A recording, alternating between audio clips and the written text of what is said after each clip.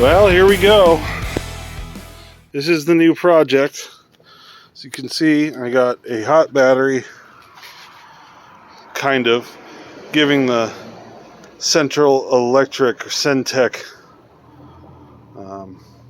battery charger 12 volts so that it'll actually start charging. I have a feeling that this battery is just absolutely roached and it's freaking out. But anyway, I'm going to put it on low. Why does it say it's fully charged? It's not fully charged.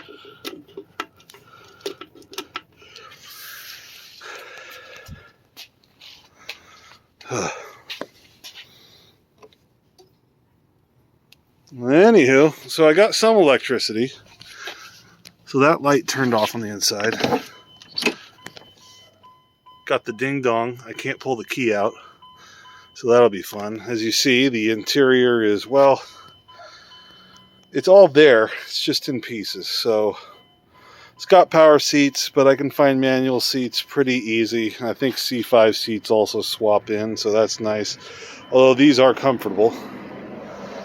The entire door panel, the previous owner yanked the screws out of it, so I'll just probably do the right thing and put self-tappers in. But at any rate, okay, so here's the car. It is a 1987 Corvette with L98 and the Doug Nash 4+3. It has 188,000 miles, which is pretty high mile for these fellas. See what the gas is like. It's probably awful. Oh, well, I should vacuum that out first. Tint in the window shot, no big deal. So the lights just shut off on their own. That's nifty. This whole plate is not really put on. It had a wing, and it had parts of that body kit. I think there was a rear piece. I have no idea. But the body kit's going away. I don't care about that. I've got an 88 top, which will bolt on, and I got the brackets for it. That's just to hold the weather out. It looks better in pictures than it does in person. As you can see, the paint, clear coat, base coat's still good, but the clear coat's gone. Paint, clear coat, and Ford Ranger. Yep, yeah, you get it. 2.3 liters of fury. Anywho, the hood latch won't close.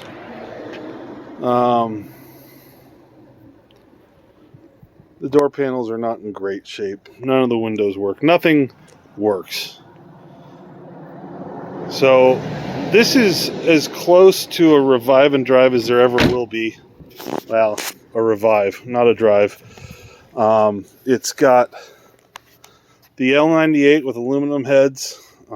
I guess that the first version was better. The first aluminum head version was much better than the iron head ones, but not as good as the later ones. I don't know why.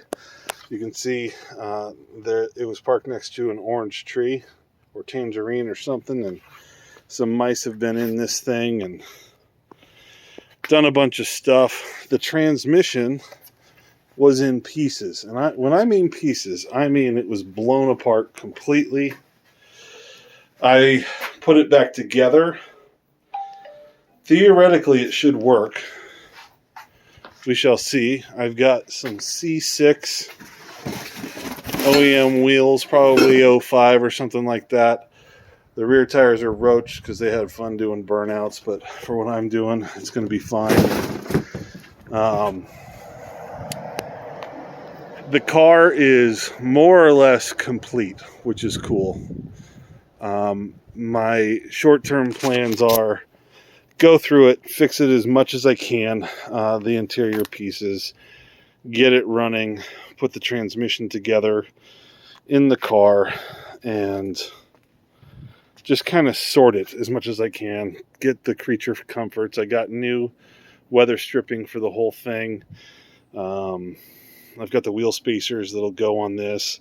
Because this is a manual car, it's got the Dana 44 HD, which is fairly strong, and it should do really well. As you can see, one of the underhood lights works. The other one doesn't, and it's pretty easy to see why. Also, there's been some critters chewing on fuel injection lines, so there's quite a bit to do on the thing. It's got oil. It'll need new plug wires, but all these things are really inexpensive. No big deal. The coolant, you can't really see in there, but there's green coolant in there, and it looks like it's in decent shape. Friends don't let friends put Dex Cool in engines, so I'm not going to. Whatever. There we go. Yeah, so the short term is to get the car running and functioning and driving. I went ahead and replaced the rear gas struts. I'm gonna hop in here, and there's my C-beam. You don't need a C-beam. Well,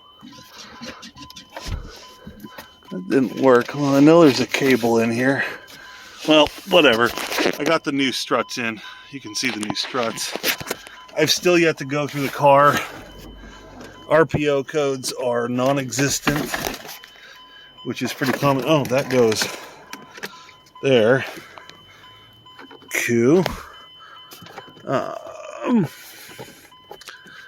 do you open this? There we go. Just a bunch of stuff. Wheel locks, or these are wheel covers. It had wheel locks. And like I said, the RPO codes are gone. Someone loved their bong, I guess. No judgment here.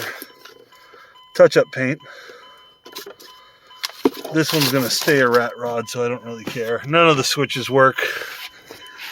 I just got to go through this thing one by one. I know these are aftermarket.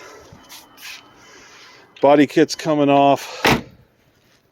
I got a better top, all that good stuff. It's been hooked up to juice for about 15 minutes or so, and it hasn't lit on fire, so that's good. Headlights work. And I'm not gonna lie, this is so childish, but I enjoy the hell out of this. Ha ha ha. Ha ha ha. And yeah, so I'm pretty sure it's a Z51 package. Judging by the diameter of that one, it's got the original Delco Remy, which I don't know if you can see. Delco Bilstein setup.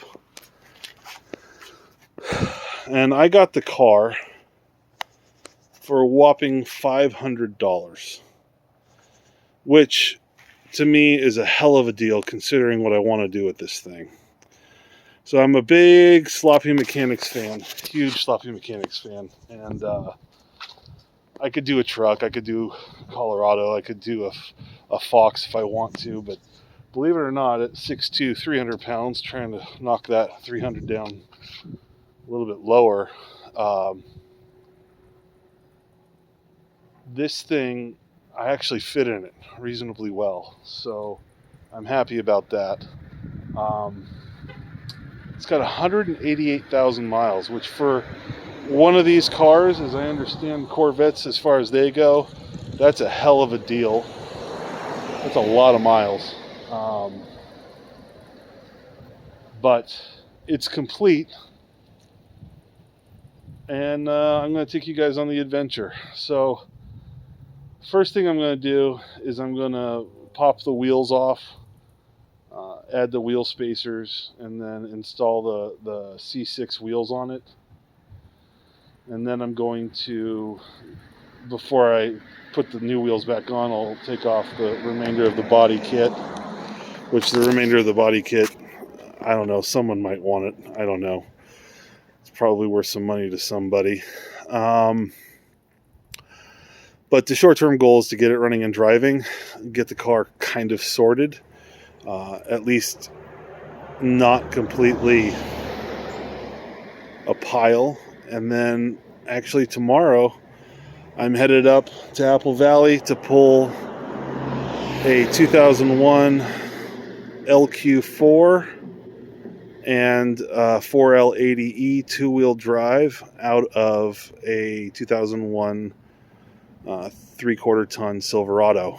So I'm looking forward to building that up. The current plans are I'm going to run sloppy best cam, pack 218 springs, do the Transgo shift kit in it, and then eventually spray a 200 shot of nitrous and see where it goes from there. So at any rate, this is the introductory video, kind of just a walk around here just to see what's going on with this thing. Oh, I didn't even know there was a...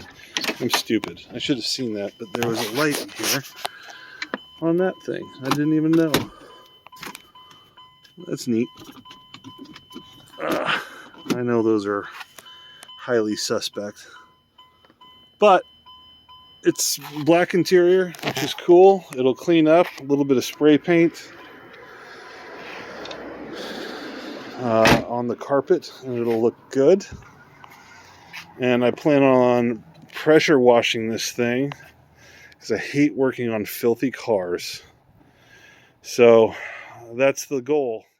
First order of business is see if I can somehow turn that light off so that I don't have an electrical draw forever. I have no idea how old this battery is. It probably needs to be replaced. I just kind of wanted to see if it would melt down. As you can tell, the thing's just filthy. It's got bad wiring in places, like this guy. That's an exciter wire, I believe, or it goes to a sensor. I don't know. Maybe that goes into, I think it goes there. I just don't know. So anyway, picked it up off a guy for $500. He's a young dude. He works on these older cars for fun.